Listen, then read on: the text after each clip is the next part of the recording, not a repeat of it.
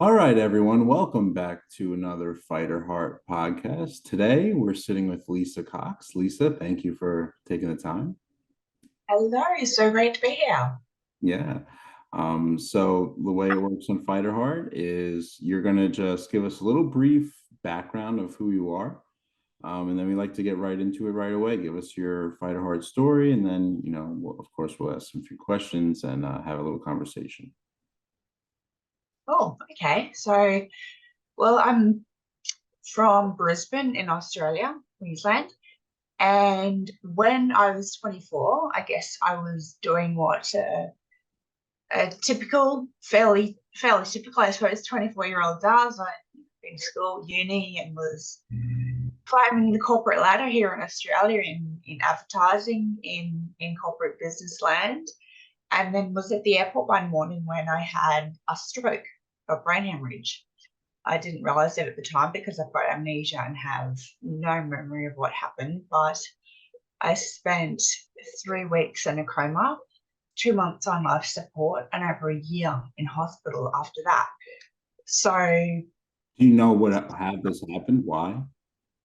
yeah, I had a streptococcus A infection, and the specialist in the hospital at the time said, quote, bloody bad luck. So even though I'm not a doctor, but apparently we all have strep A in our systems and it sort of lies dormant until something like a, run down immune system or stress or something like that makes it just attack the body. And apparently, even though I don't remember it, I must have been a bit stressed at the time or something like that. So and that first year in hospital was pretty shit, to be honest, because my left leg, all of my right toes, and none of my fingertips were amputated. I had heart surgery, a total hip replacement, and what else happened? Oh, I also had an acquired brain injury to deal with. So learning to deal with that is something I suppose I'm um, still dealing with. It's not something you overcome. It's a term that I mean everyone's different in disability land, but overcoming something is I've certainly overcome a lot, but it's more just managing it day to day. So it's been almost 18 years since then, but learning to live with this brain that just did not function anymore, or sorry, not that did not function, just did not work the same way anymore. So I'm over 25% blind. I have epilepsy, chronic fatigue, chronic pain, all throughout my body and things like that. And it's just, things like focusing, concentration, and memory just are all over the shop day to day. So I laugh at myself and at my situation a lot because humor has been a really good way for me personally. There's a lot of horrible things that happen to all sorts of people in the disability sector, but for me personally, it's been a really good way for me to deal with my own situation. No, that's cool. Do you remember um the moment like you said you had a stroke, right? Yeah, yeah, Do you remember the minute before or like moments leading up to it, how you were feeling or anything? not a bit. Apparently, according to like airport staff and everything, I was there alone.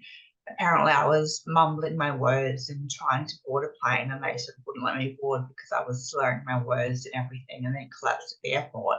So fortunately, I didn't board the plane because who knows what would have happened. And um, yeah, I have no recollection of that. So it's all just relying on witness accounts and those sorts of things. But I've got roughly 6 months of amnesia, so I don't remember um, the months before I stroke and the months after. So I was in intensive care on life support in the coma. I don't remember any of that. I was moved interstate to another intensive care unit and another couple of hospital wards. Don't remember any of that. My first recollection is once I was out of the coma in another hospital ward in another state, and that was when I I first started.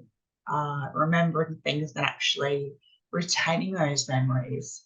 So yeah, I do remember that time, and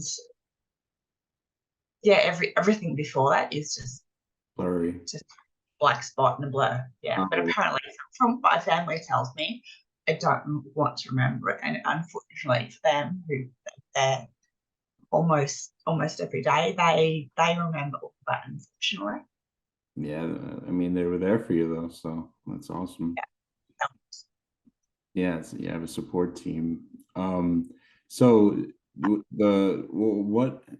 was it? I know it's a little blurry, but like, when did you finally get out of the hospital? Like, what was it, the rehab process like? The rehab process is still going today, 18 years later. So Mhm. the initial rehab process it was a little bit driven by me and a little bit driven by them. And it was, or the very, very initial rehab process was, I was just lying on the bed, couldn't move my arms, couldn't move my legs, was just staring at the hospital ceiling. I could blink and sort of on my head, and that was it. And now, if you met me face to face, I'm completely independent in a wheelchair. I go to the gym most days, and apart from using a wheelchair, I have one prosthetic leg, and I'm completely independent. But I had to relearn how to do everything, feed myself, everything. So What is that was that like? What is it like to like relearn things like that? Is it, and you had to relearn how to it's speak? relearn how to speak. Like my voice is a little bit slurred today. I think it gets worse at night time when I'm a bit tired, and I joke that I sound drunk even when I'm sober. But it's I know it's been problematic for a lot of people's disabilities when they do go out to bars and venues, and they're turned away or refused alcohol service, and they're like, well, I'm not drunk. This is how I normally speak. And but my voice has been affected. But yeah, relearning how to speak, I suppose. Sometimes if I want to sound professional, I I I risk sounding like an absolute twice, to be completely honest, as opposed to having this completely broken drawl on my voice like I don't know. So yeah, that was relearning that. And in the initial days, even though I have no memory of this, my family tells me that because I had a trachea, which is I had complete life support, all my organs shut down. So every single organ was being kept alive or kept um, kept moving by machines. So your listeners can't see the screen, but I have a massive scar at the base of my neck where the trachea was. And so I couldn't speak for a long time. So I think my family were quietly grateful that I was just quiet for a change because I'm a talker. And for a while that I had to point at a border of letters just to spell things and say what I wanted. And so that was how I communicated. And now to have the privilege of being able to speak on stages or even being able to talk to you, I don't take that for granted. I'm so excited to be able to do that and be able to have conversations with people, the likes of yourself, and to be able to amplify the voices of other people, Yeah. and to be able to speak on behalf of people who perhaps can't speak for themselves, whether they're in minority communities or with disabilities. That's something that I certainly see as a privilege, having that taken away from me. So Yeah. um, Was it, I assume it was gradual, right? Like you started, I guess, like a baby almost, like they say their first word and then like they just make sentences and so forth. it was a little bit of, I've said before that anyone who's had children before, when babies learning to all the first milestones. I still remember when I first took my spoonful of, I think it was scrambled eggs. Could feed myself for the first time, have a glass of water for the first time, dress myself, brush my own teeth, all those sorts of really, really basic things. But that was 18 years ago. Now my milestones, or now my accomplishments, or what I'm aiming for, are completely different. And I'm aiming for completely different things. But I still come back to knowing those really small accomplishments mean so much to me, and celebrating those really, really small wins Yeah, very is cool. always so important for anyone, not just for me, my situation. Yeah, yeah, you can apply it to any part of life. Yeah. So like to get on a timeline, so when did you get out of the hospital? How did that come about? Like, It was over a year, and the reason is because I had a lot of surgery. So a lot of, people will say to me, well, my friend or my granddad or whatever had a stroke. Why did you have your leg and all these things amputated? And the reason is because after the stroke, all of my organs shut down, and the medication that they put me on to bring all the blood back to my vital organs cut off the blood supply to my peripheries, the ends of my fingers and my toes and even my nose. They all turned black for a while. oh, So they all had to be cut off in the end. And initially, my arms and my legs were all black. So they were talking about having to chop off both of my arms and both of my legs.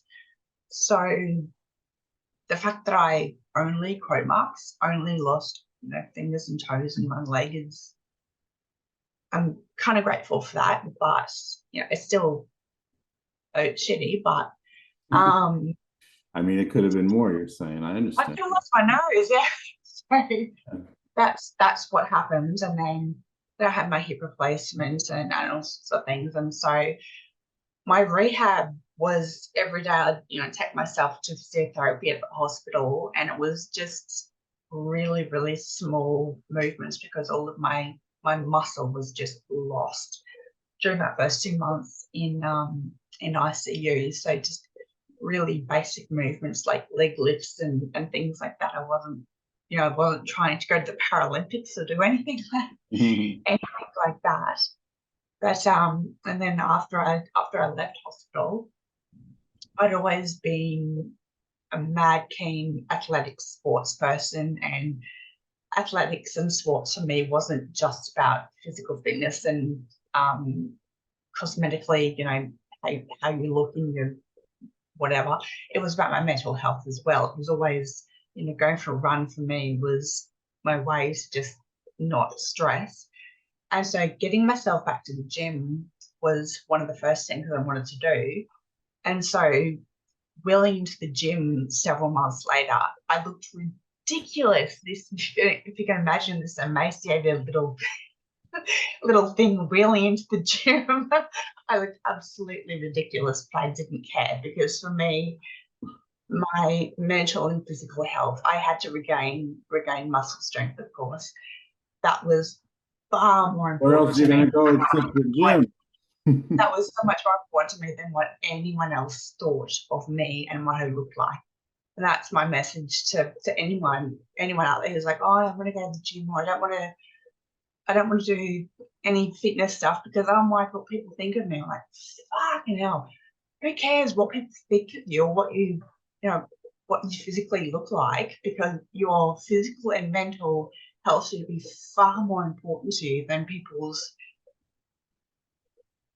Opinion. what Yeah. people's opinion of you. Thank you. That's something else that my brain is really fucking finding words. So thank you for that. Hey, no problem. What's opinion of you? So getting myself back to the gym, and Yeah. I've written articles about it, like climbing onto gym equipment. I look like a baby giraffe taking its first steps, but that was so important to me. Getting back there, and obviously, built up strength and those sorts of things over the years, but I'm still there as often as I can. It's my happy place, It really I is. mean, who cares what people think? If you're, where else are you gonna go? If you need to build up strength, you should be at the gym. Like, there's nowhere else you should be. That's where you belong. Yeah, but works for you, why not? And Yeah, other people's opinions of you should be far less important than anything else. for sure. So, what can you give us like what a day in the life is for you? Like, how regular day? Regular day, so wake up and have coffee with my amazing husband, and then work. And I'm really, really fortunate to enjoy the work that I do. So I used to enjoy being a writer in the advertising industry, but I've transferred my skill set over to be working as an inclusion consultant. So consulting to businesses and brands who want to be inclusive, but like, disability is scary. We don't want to get it wrong and be called out on Twitter or X or whatever it's called now.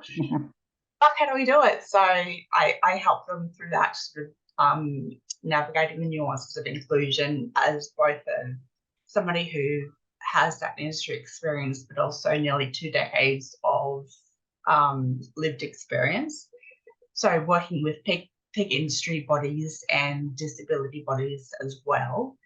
And then hang out with my dog who's sitting beside me at the moment. And gym, of course, if I can fit that in. Friends and family, if I can. That's also really important to me. And life in the day, it's always a bit of a mix. I'm no longer sort of a 9 to 5. It used to be sort of 9 to 5, Monday to Friday. But these days, now that I've got my own business, I can be a bit more flexible, which works for me. Very So cool. all of the above, I kind of fit all of those things in. And if I'm fortunate enough to have some travel, some work interstate or overseas, I'll fit that in with some visits with friends or some travel for fun as well. We just got back from New You Zealand. don't, do you have to go to like a lot of doctor's appointments or not really? Not as many as I used to. So I do have regulars that I go to, but some people do and some people don't. So I don't anymore, but I go through ebbs and flows. So there'll be periods in my life where I'm like at the doctors every week. But at the moment, no, Oh, just sweet. at the moment. Yeah, it's great. Very cool. I saw that you did a TED Talk. That was very cool. How did that come about? It was great. They approached me and said, how would you like to do a TED talk? I'm like, excellent, that would be great. And we ran through a few ideas about what we'd like to talk about, and I was very keen to do something about disability representation because that's obviously something that's my wheelhouse. And then as we threw around a few more ideas, we landed on advertising and the fact that yeah, no one's really looking at the commercial, I suppose, economic and financial dollar of what the disability market's worth. They were looking at it, but it wasn't really being talked about on a TEDx stage. Yeah, it's very, I mean, it was like what, 15 minutes or something like Which that? Yeah. roughly, yeah, Did you ever do any public speaking like that before? never on a TEDx stage. I've done a lot of public speaking, but nothing like that. No, So were you nervous? of course, yeah, Did you yeah. practice a bunch obviously, I'm sure you practiced a lot. Were you like staring in the mirror, like practicing how you were going to do it and stuff? Yeah, well, I would have been staring in a mirror, but it wouldn't have helped much because my vision's pretty shit. But I think my husband heard it a million times, and by the end, I'd start to say something like, no, no, this is the line, because he'd heard it so many times that he remembered it better than I did. And it's a whole new level of um of difficulty, only in that I'm so used to presenting and saying things and either talking with a PowerPoint behind you and say, well, yeah, and I guess yeah now, Mm. and talking to you casually like I am now, I guess. But it's not like that. So I couldn't do any of those sorts of things. And so the stakes were, it was just a very, very different experience, but I'm so glad I did it. Yeah, Really enjoyed it. you pulled it off great. You couldn't tell that you were nervous. Oh, thanks. Yeah, really. All right, cool. Do you have any more talks in the works? Like, or any are you planning on making that like a career in a way? Yes, it's something that I do when I'm asked to. I've got a few presentations coming up with different businesses and brands and CMOs, chief marketing officers, and I'll go and speak to them, like I said before, when they're thinking about including disability, but they're like, we know we need to do it or we want to do it, but we don't know where to start. But I'm like, that's completely okay. Happy to help. And because I used to be that non-disabled person who was terrified of getting it wrong, saying the wrong thing, or stepping on Offending someone's someone. toes, offending. So when people look at me with wide eyes and like this look of terror, I'm like, I know, I know where they're coming from. And the last thing I want to do is shame them or, call them out on social media and do all of that nonsense. And I don't think there's anything to be like, accountability is so important, absolutely. But there's nothing necessarily to be gained by that sort of blame game. So I sort of go about it a different way and take them into a room and we talk through it over the boardroom table. You go, well, this is why this needs to happen, and these are the nuances of it, and how you can, here are some solutions. This is why it's important, and sort of have a bit more of a face-to-face discussion about it rather than just social media war and Yeah, yeah, a bit more of an adult conversation, I suppose. gets all convoluted with social media. Yeah. So what is some advice, say someone finds themselves in a similar situation? I mean, is there any advice you can really give? Yeah, sure. Um, I guess one of the really, really big changes when I was in hospital, my finger surgeon, my hand surgeon, who again your listeners can't see, I just realized I'm waving at the screen, who amputated 9 of my fingertips. She once said to me, "We're going to bring in somebody who's been through what you've been through, and she can talk to you and she'll tell you all about." Oh, great! Finally, someone who knows what I'm going through, because it's really, really difficult when you've got loving friends and family who only want the best for you, but they just have no idea. So it can be really, really hard. Um, I thought finally someone who knows, and into the room walked this gorgeous young girl. I thought, bloody hell, she has no idea. She sat down and proceeded to tell me that both her legs had been amputated, one arm, and talked through all the things that had happened to her. And as it turned out, she did know exactly what had happened. But then she went further and said, I've just been to uni, I've been studied law, and I've got this boyfriend. And my jaw hit the ground. I was like, wow. I had all these stereotypes in my head of what disability meant and what my life was going to look like after disability.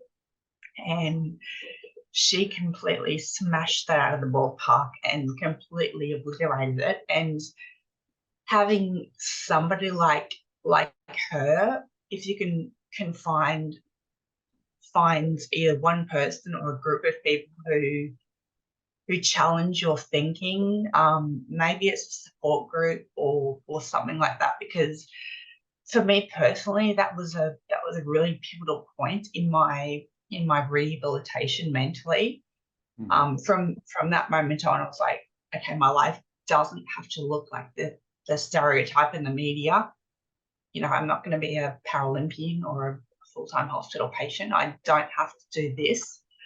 There is a life for me with disabilities that can look different to what I thought it could look like. So I suppose people who are going through a really rough time, find a support network, and you may have like a really, really supportive network that's family and friends and everything, but they don't necessarily know what you're going through. So I can't. There's no way they yeah, actually know. so it's a different support mode, one that understand. It can only be one person. It doesn't have to be hundreds of people. It can only just be one person who really gets the nuances, the really, really fine details of that shit that you're going through, be it physical or mental or whatever it is. Someone you can bounce ideas off. And I know in my situation, it's sometimes those connections, because there was that one initially, but since then there have been more, and they've had to be virtual sometimes because it is difficult for me to get out and about. And these days we're a little bit more connected, which is great.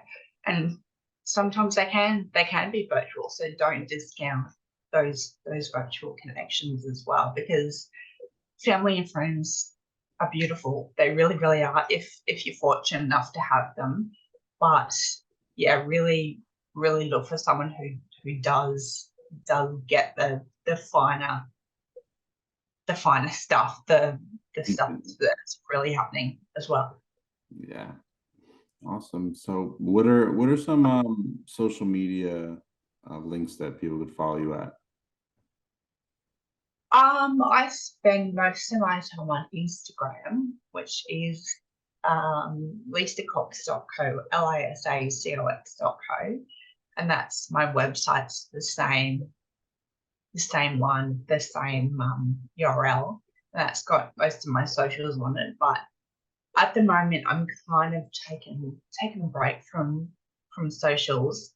Not a lot. I spend a lot of time consuming, but not much time creating.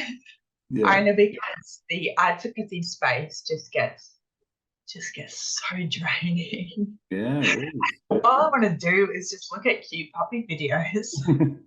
It becomes like a job, right? Posting all the time. It does. So yeah, come and say hi. I've got a lot of workers who are just like, who just look, but no, they just work. So please come and say hi. Awesome. All right. Well, thank you so much, Lisa, for coming on. Unless there's anything else that you'd like to mention before we go, anything? Only that if you're in the middle of an absolute shitstorm, to remember that you are so much stronger than you think you are when you're in the middle of it. When you're in the middle of it, you're like, I'm really, really small and I'm really, really weak, and you feel pretty helpless. But know that you're a hell of a lot stronger than you are, because it's only when you get out of it, you're gonna look back and go, holy shit, I am, and I was a hell of a lot stronger than I ever thought I was. So just know that you are, and that you absolutely will get through this. And there's no shame in putting your hand up and asking for help, whether it's from medical professionals or friends or anyone else. There's no shame in any of that stuff. It only makes you stronger if you have to ask for help. Truly. Beautiful. All right, Lisa. Thank you so much for coming on. Thank you. Everyone else, thank you for listening to Fight Heart Podcast, and we'll see you next time.